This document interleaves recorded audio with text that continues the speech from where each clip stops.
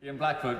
Thank you, Mr Deputy Speaker. The Right Honourable Member for Halton, Price and Howden described this as a pig in a poke. I think it's a pig in a poke that the government's put lipstick on. My goodness, I must say to those on the government benches, we've heard many times this afternoon about taking back control.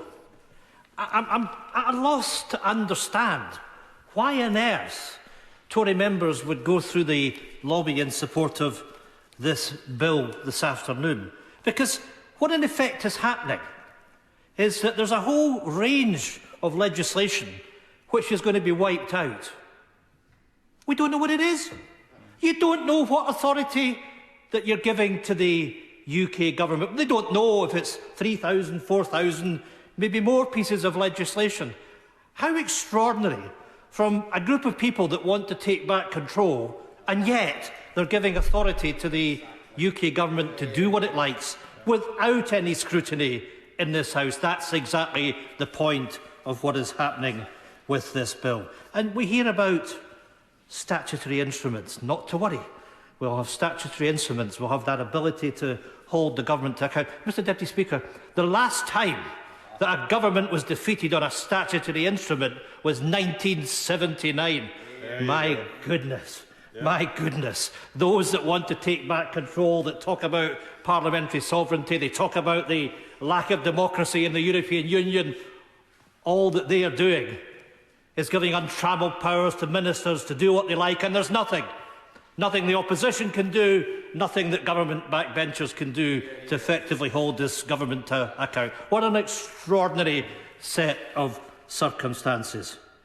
Now, of course, we have always accepted on these benches that it's the right of others in other parts of the United Kingdom to determine their future. They want to leave the European Union. We reject that. Of course, we don't.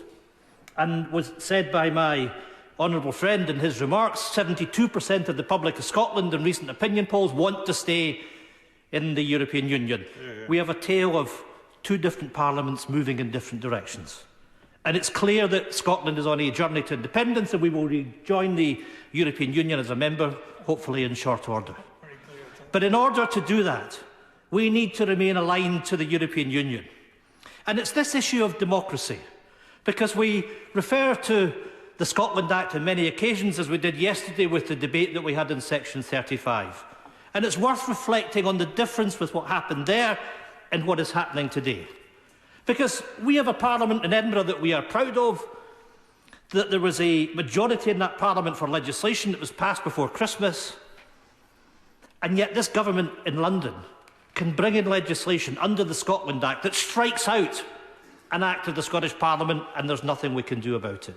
Yet in this particular case, with this legislation that impinges on domestic legislation and devolved legislation in Scotland, where the principle was established in the Scotland Act, that in order to do so, that principle of consent stood, the so-called Sewell Convention, that means that the devolved government in Edinburgh and in Cardiff and in Belfast has to give consent for matters that affect domestic legislation. And yet we're told to go and stick it. That the views of the Scottish Parliament, the views of the Scottish Government in saying that this is not in our interest and we don't consent to it.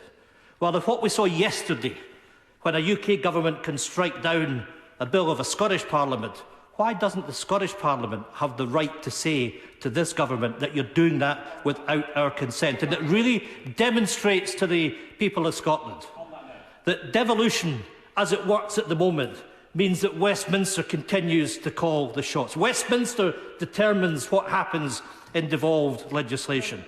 And it really is a wake-up call to the people of Scotland in that debate that we're having on independence.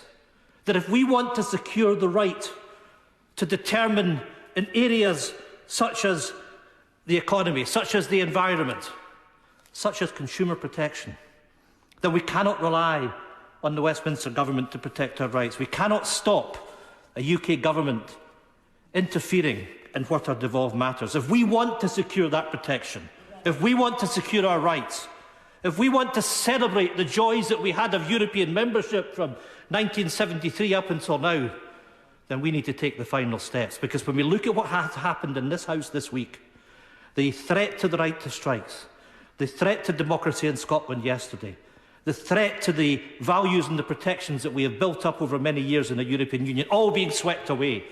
This is a United Kingdom turning the clock back, moving backwards.